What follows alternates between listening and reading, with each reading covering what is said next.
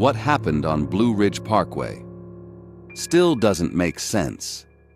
This is one of those Appalachian Mountains horror stories that Stan Lessin, a 6-year ranger on the Parkway's night shift, has still never spoken about, not even to his own partner.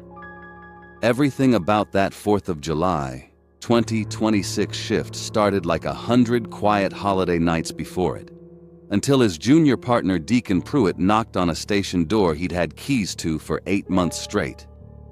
What sat down in Stan's break room that night wore Deacon's face and a hand-braided necklace Stan had seen 20 minutes earlier around the neck of a stray dog on the porch. By the time the real Deacon called in from 3 miles down a dead stretch of corridor, something else had already been sitting across that table for the better part of an hour. No explanation. No trace. Except a plate of raw meat going cold and a necklace that never once got wet, not even in the rain. What you're about to hear is Stan's account, pieced together from what he told his partner that night, and from the one time either ranger has spoken about it since.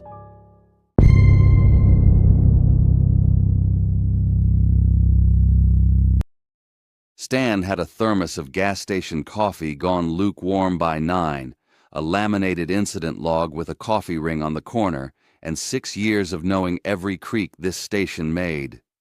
He knew which floorboard by the supply closet popped when the temperature dropped, and which window stuck every August. Independence Day fell on a Saturday that year, which meant Deacon clocked out at his usual hour with his usual "see you tomorrow," leaving Stan alone with the little TV bolted in the corner, tuned low to the World Cup knockout round. He muted it around 9 to catch up on paperwork. Score sat at 1-1 78th minute. The AC rattled. The commentary murmured under it, low enough to be furniture. And underneath both of those, Stan noticed something that wasn't there at all: the fireworks. Every July 4th he'd worked this corridor. The pop and crackle from the valley towns carried all the way up into the hollow, faint but constant, a rhythm he'd stopped consciously hearing years ago because it was always just there. Tonight there was nothing. Not muffled, not distant. Gone, like the sound had been swallowed somewhere between the valley and the station windows before it ever reached him. It was just a shift like 200 others he'd worked before, he told himself, reaching for the thermos without looking at it. Except tonight, the only 2 people scheduled within 6 miles of this hollow were himself and a partner who was, at that exact moment, already 30 minutes off script, though neither of them knew it yet. The station landline was the only thing that worked out here.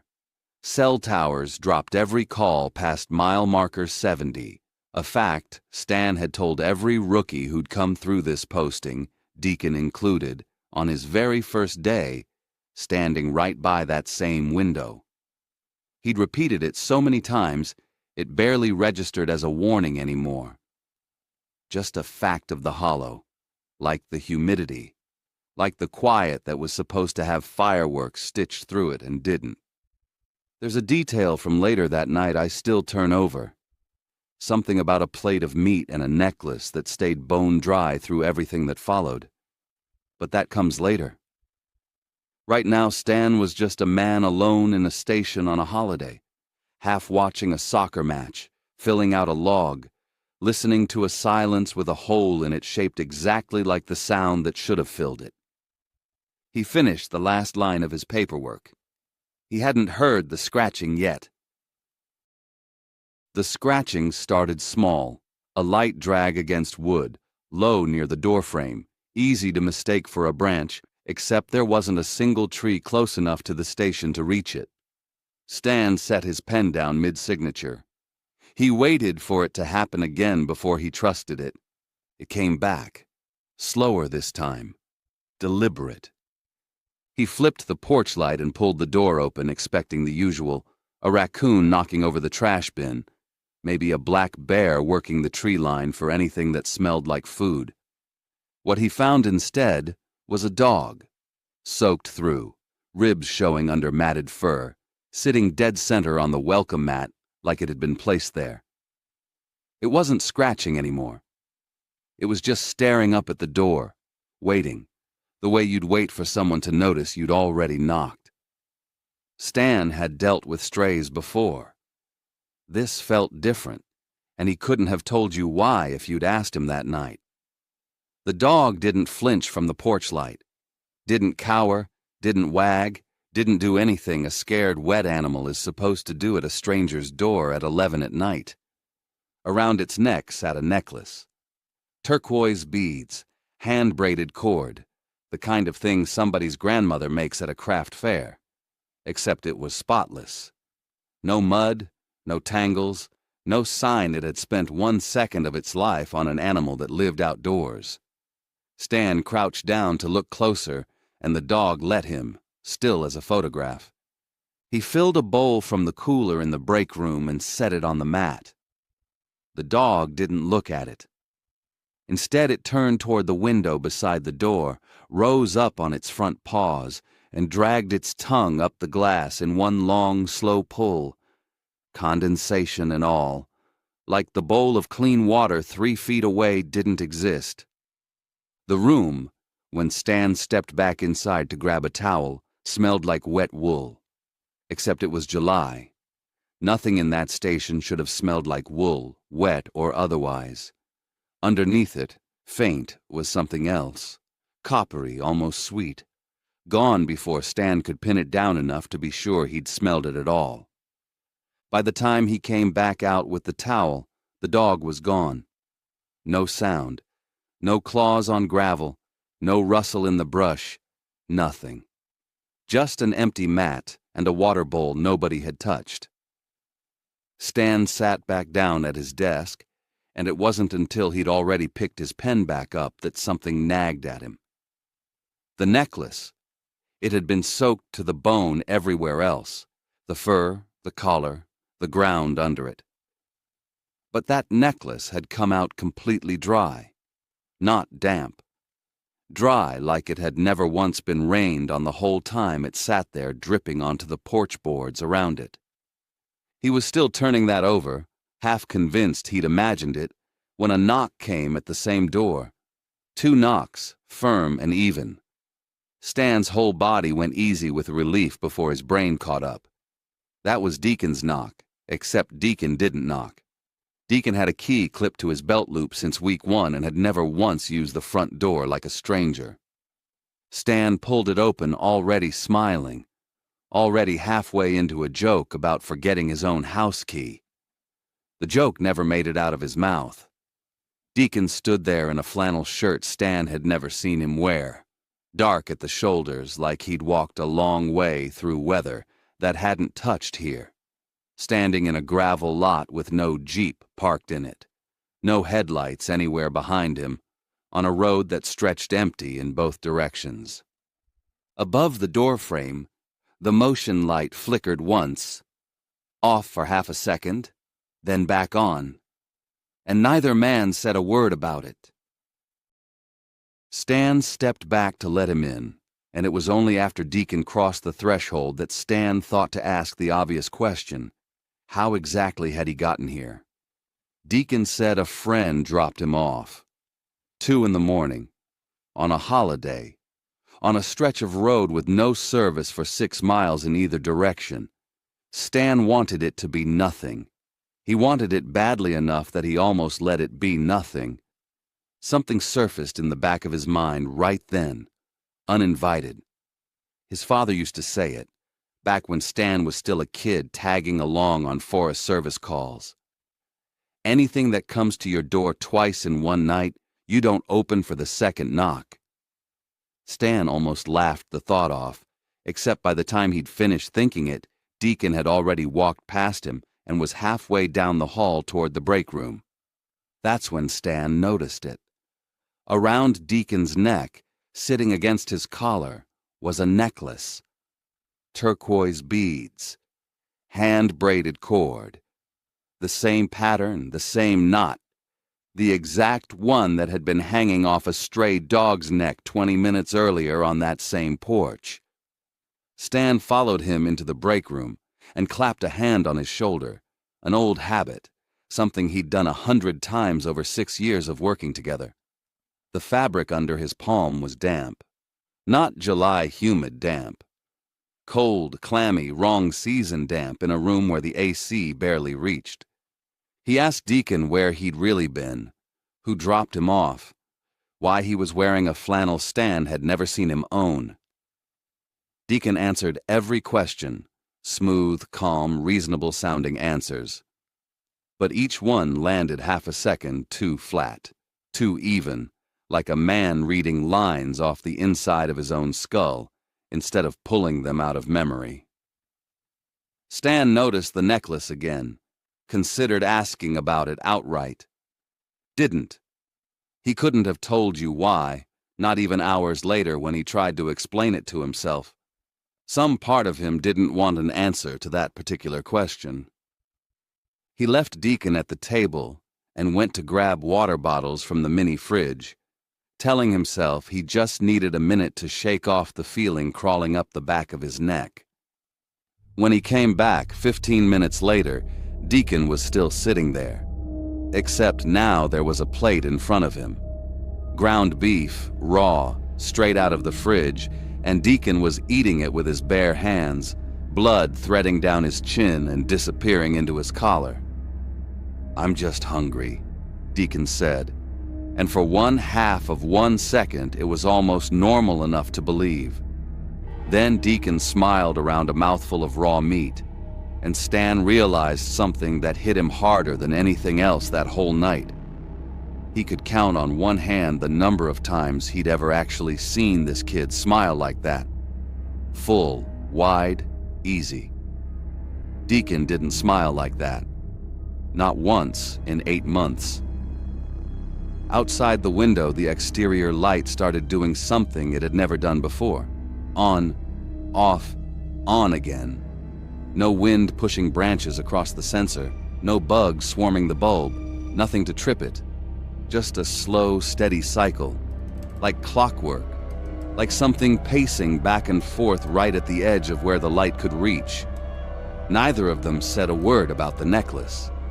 Neither of them said a word about the light either, though Stan's eyes kept drifting toward it every 90 seconds or so, right on schedule, right along with whatever kept setting it off in the dark past the glass.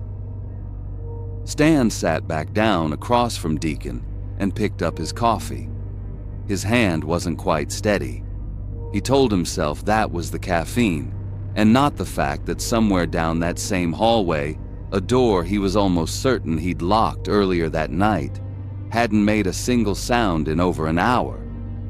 Not a settle, not a creak, nothing.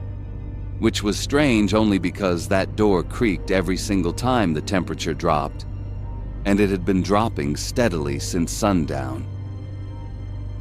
Stan pushed his chair back slow, careful not to make it scrape, and told Deacon he needed to grab something from the front office. Deacon didn't look up from the plate. Stan walked out with his phone already in his hand. Not his cell, the station's landline handset, cord stretched taut behind him. Cell service out here was dead, always had been, a fact he'd repeated so many times it had stopped feeling like a warning. The handset started ringing in his palm before he'd even lifted it to dial. He stood there a second too long, just staring at it. The way you'd stare at a door you already knew you didn't want to open. He answered. It was Deacon. The real Deacon, 3 miles out on the corridor, breathless, asking why Stan sounded like that, asking why he wasn't picking up his cell, asking who exactly Stan had been talking to inside that station for the better part of an hour. Because Deacon's Jeep had thrown a belt outside mile marker 74 almost 60 minutes ago, and he'd been trying to reach him ever since. Stan finally had his answer. Deacon really had been stranded. Deacon really had been trying to call. The relief lasted exactly as long as it took him to turn around and look down the hallway toward the break room doorway and find it standing empty. No footsteps, no chair scraping back. Whatever had been sitting at that table eating with its bare hands for the better part of an hour was simply gone, and the building had given him no sound to mark the moment it left. Stan's grip tightened on the phone. His radio sat clipped to his belt, dead air hissing out of it low and steady. He keyed it twice, got nothing back but static. Down the hall, a door clicked shut, the same door that hadn't creaked once all night despite the temperature dropping steady since sundown, a door Stan was almost certain he'd locked hours earlier. He told the real Deacon to get here now. Bring his sidearm. And whatever happened, do not knock. The line went dead before Deacon could answer. Stan's pulse hammered hard enough that he could feel it in his teeth. He moved down the hallway toward the break room, one hand braced against the wall, boots quiet on the floor. The floor was tacky under his soles in a way that had nothing to do with spilled coffee, and he didn't look down to check what it actually was. The station's main power cut out. Total dark, half a second long enough for every sound in the building to rush in at once. The smell hit him first. Wet wool, thick and close, closer than it had been at the window earlier, close enough it felt like it was standing directly behind him instead of somewhere out in the dark. Then his own heartbeat, louder than anything else in the building, slamming against his ribs. Then the floor under his boot, sticky, giving slightly with each step. The power snapped back on. Every light in the hallway was cycling now. On, off, on, in sequence, one after another, moving down the corridor faster than Stan could track by sound alone, like something was pacing the length of the building just ahead of where the light could catch it. He backed toward the front office, phone still in hand, eyes locked on the break room doorway, where nothing at all was standing. Somewhere outside, gravel crunched under tires. Headlights swept the front window, and for one terrible second Stan couldn't tell if it was help pulling into the lot or something else wearing the sound of an engine. He grabbed the radio again, keyed it, and this time static gave way to Deacon's voice. Close now. Close enough Stan could hear the real Jeep's real engine idling behind him. Almost there, Deacon said. 30 seconds out. 30 seconds felt like nothing and everything at once. Stan backed himself into the corner of the office where he could see both the front door and the mouth of the hallway, sidearm drawn, breath shallow, listening to the lights keep cycling down that corridor in perfect patient rhythm, like whatever was pacing. It wasn't in any hurry at all. Like it had all the time in the world, and Stan was the only one in the building who didn't understand yet exactly what that meant. Headlights cut off outside. A Jeep door slammed. Footsteps on gravel, fast, and Stan's finger found the trigger guard as the front door handle started to turn.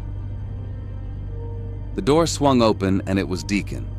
The real one, Jeepless, out of breath from the last mile he'd covered on foot, sidearm drawn and sweeping the room before his eyes even found Stan in the corner. For a second, neither man said anything. They just stood there, breathing hard, listening to a station that had gone completely, perfectly quiet. They cleared it room by room. The supply closet, the front office, the bathroom with the window that never latched right. Nothing, no sound, no movement, no sign that anything had ever been inside those walls except the two of them. They found the break room last. The plate was still on the table. Ground beef, untouched now, going warm in the July air instead of cold like it should have been sitting out that long. Neither man reached for it. Neither man said the word that was sitting in both their mouths, right behind their teeth, refusing to come out. Next to the plate, coiled in a small, deliberate circle, sat the necklace. Turquoise beads, hand-braided cord, bone dry, same as it had been on the dog, same as it had been on whatever wore Deacon's face for the better part of an hour. Dry despite a night that had been thick with humidity from the first minute of the shift to the last. Deacon picked it up once, turned it over slowly in his fingers, like he was checking for something he couldn't have named if you'd asked him. Then he set it back down, exactly where it had been, careful, like putting back something that wasn't his to move. Behind them, the TV in the corner flickered back to life on its own, the second the power fully stabilized. Same score, 1-1 78th minute. That same Brazilian midfielder frozen mid-argument with the referee, exactly where Stan had muted it hours earlier. Every clock in the station said well over an hour had passed since then. The screen said none of it had. Neither ranger has ever filed a report on what happened that shift. Stan didn't tell his supervisor. Deacon didn't tell his girlfriend, not even months later, when she asked why he still checked the porch light twice before locking up at night, every single night, without fail, no matter how tired he was. The necklace ended up sealed in an evidence bag with no case number attached to it, sitting in the bottom drawer of the break room desk, where it still sits today if you know which station to ask about. There's a detail that sticks with me more than any other part of this account, and it's not the necklace, and it's not the plate of meat, and it's not even the thing that wore Deacon's face for an hour without either man realizing it. It's the light. That exterior motion light, the one that flickered exactly when Deacon first stepped under it, the one that kept cycling every 90 seconds the whole night through. Rangers who've worked that same stretch of the Blue Ridge Parkway since say it still does that. Not every night, just some nights, usually the humid ones, the ones with no wind at all. And nobody's ever figured out what sets it off. Some things that walk out of these mountains wearing something that isn't theirs don't want to be found again. They want to be remembered wrong.